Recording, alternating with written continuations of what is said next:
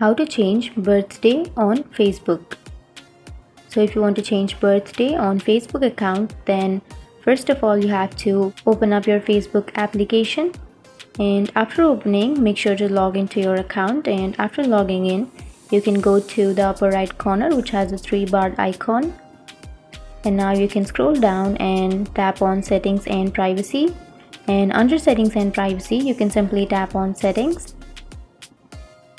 And now on the first you will have your personal details option. You can simply tap on that account center, and after tapping there you will have personal details option on the second line. You can simply tap on that, and here you will have 4 options.